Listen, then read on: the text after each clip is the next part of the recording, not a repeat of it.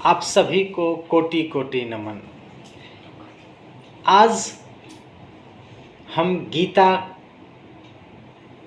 के 12वें अध्याय, जिसे भक्ति योग कहते हैं, उसके पहले श्लोक का वर्णन करने जा रहे हैं। भगवान कृष्ण यहाँ क्या कह रहे हैं उसे जानेंगे, लेकिन उसके पहले अर्जुन का एक सवाल है कि सगुण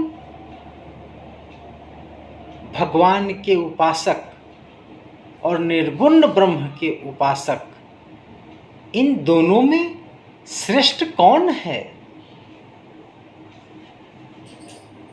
तो भगवान कृष्ण इसका क्या उत्तर दे रहे हैं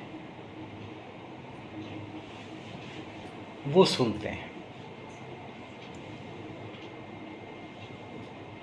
गीता के 12वें अध्याय में, जिसे भक्ति योग कहते हैं, उसमें 20 श्लोक हैं। इस 20 श्लोक में जो पहला श्लोक है वो सुनिए। एवं सतत युक्ता ये भक्तिस्त्वां पर्युपासते ये चापक्षरं व्यक्तं तेषां के योगवीतमाः।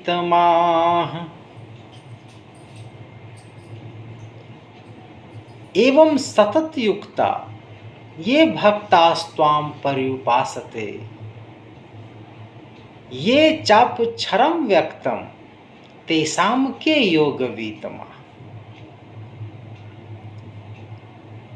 भगवान कृष्ण यहाँ कहना चाहते हैं कि तू सतत युक्त को समझ ले। सतत युक्त उस साधक को कहते हैं जो स्वयं को भगवान का ही समझता है। वो व्यक्ति जो स्वयं को भगवान का ही समझता है, नित्य निरंतर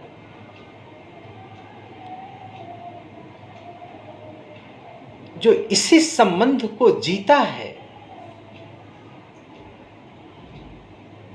वो सतत युक्त है। भगवान में पूर्ण श्रद्धा का अर्थ है कि उस साधक का उसके जीवन में अब एक ही उद्देश्य है, वो है भगवत प्राप्ति। भगवान की प्राप्ति ही उसका लक्ष्य है। और उसके लिए वह पारमार्थिक, शारीरिक, आजीविका जो भी कर्म कर रहा है,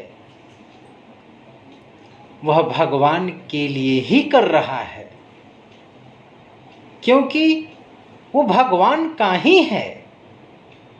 जो भगवान का हो जाता है वह भगवान के लिए ही करता है।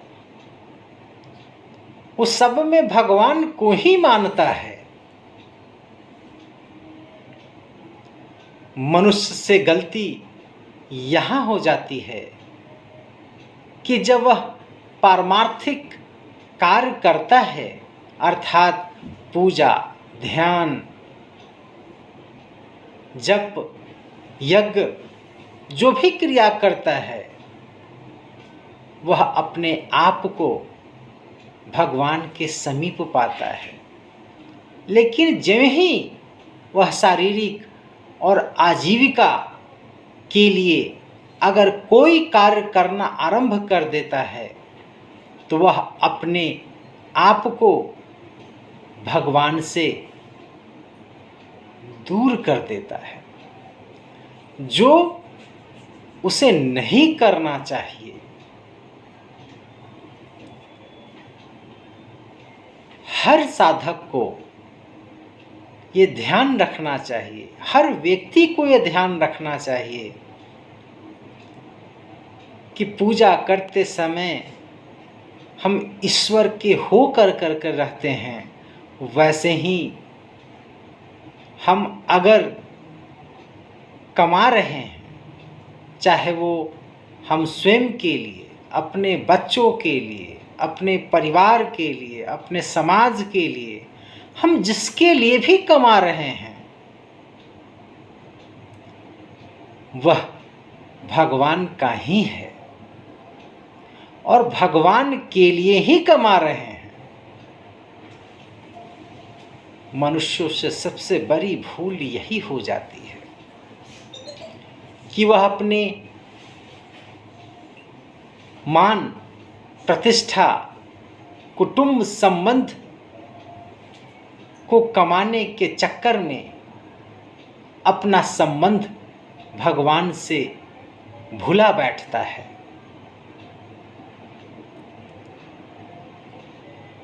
मेरे भाइयों और बहनों, मैं आपसे कहना चाह रहा हूँ कि जब आप पूजा पाठ, ध्यान, उपासना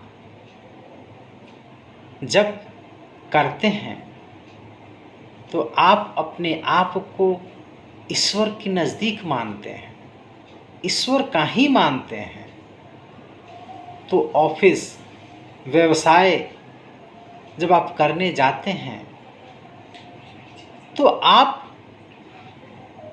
उस कार्य को ईश्वर का क्यों नहीं मानते? आप यही गलती कर बैठते हैं। अगर आप ऑफिस में काम करते हैं तो आप किसी मालिक के लिए काम नहीं कर रहे, आप ईश्वर के लिए काम कर रहे हैं। अगर आप व्यवसाय करते हैं तो ईश्वर के लिए व्यवसाय करते हैं। जब तक ये भाव नहीं आएगा तब तक ईश्वर की प्राप्ति होना मुश्किल है। लोग तो ये समझते हैं कि मैं तो कंपनी के लिए काम कर रहा हूँ। लोग ये नहीं समझते कि मैं तो ईश्वर का ही काम कर रहा हूँ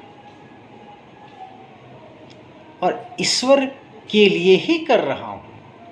अगर उस कमाई के पैसे से आपका परिवार, आपके बच्चे, आपके माता पिता जो भी उस पैसे का उपयोग कर रहे हैं वो भगवान ही तो है और क्या है। लेकिन हम ऑफिस में एक दूसरे की बुराई, निंदा, चापलूसी करते रहते हैं। ये हम भूल जाते हैं कि ये सब ईश्वर ही तो है। जब तक आपको ये एहसास नहीं होगा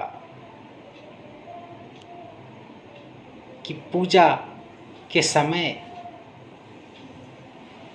मैं ईश्वर के नज़दीक था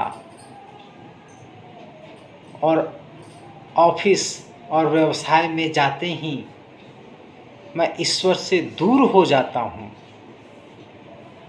जब तक आप उसे ईश्वर का नहीं मानेंगे तब तक आप ईश्वर को प्राप्त नहीं कर सकते। मेरे दोस्तों, मेरे बहनों, सच्ची उपासना यही है, सच्ची पूजा यही है कि आप मंदिर में बैठें या ऑफिस में या व्यवसाय करें, आप हमेशा भगवान के लिए ही करें। और आप अगर ये मान लें कि भगवान का ही काम कर रहा हूं, तो ये बहुत बड़ी पूजा हो जाएगी। इससे श्रेष्ठ उपासना नहीं हो सकती। जिसे आप देखते हैं वो ईश्वर ही है, जिसके बारे में आप सुनते हैं वो ईश्वर ही है, जिसके बारे में आप बुराई करते हैं वो ईश्वर ही है, जिसकी आप चुगली करते हैं वो ईश्वर ही है। और हम मूर्ख बन जाते हैं, हम ये भूल ही जाते हैं कि ईश्वर नहीं है।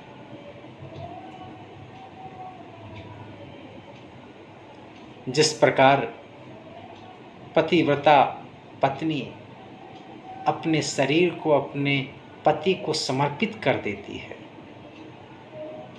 पति के माँ बाप को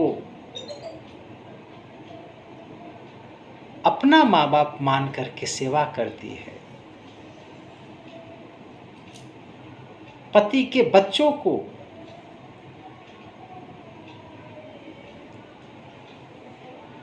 पति का ही मान कर करके उनकी सेवा करती है, उसके चिंतन में, उसके इंतजार में वो बैठी रहती है। हर वक्त सुबह से शाम तक वह अपने ईश्वर की ही पूजा करती है। इसलिए मेरे बहन और भाइयों, सच्ची उपासना और सच्ची पूजा यही है कि आप जहाँ कहीं भी हों, आप ईश्वर का होकर ईश्वर के लिए कीजिए।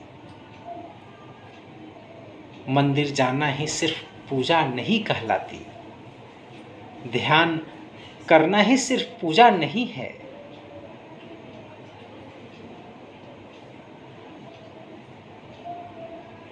पूजा हर कर्म है।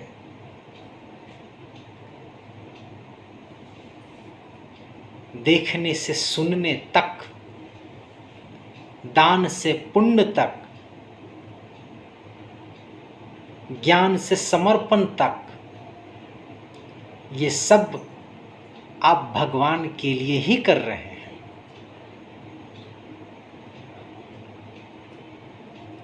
अगर आप इस सच्ची पूजा को, इस उपासना को अगर आप समझ लें, तो चलता फिरता आप मंदिर हो जाएंगे, चलता फिरता मंदिर। भगवान कृष्ण इस श्लोक में यही कहना चाह रहे हैं कि तू पूजा को समझ, तू भक्ति को समझ, तू उपासना को समझ, तू ईश्वर को समझ। जब तक तू 24 घंटे स्वयं को ईश्वर का नहीं मान लेता, तब तक तुझे मैं नहीं मिलूंगा। इसलिए सच्ची पूजा, सच्ची उपासना सिर्फ मंदिरों में बैठने का नाम नहीं है। हर समय, हर पल, हर जगह ईश्वर के लिए ही कर रहे हैं। सिर्फ इसको मानने की ज़रूरत है। आप सबको बहुत बहुत धन्यवाद।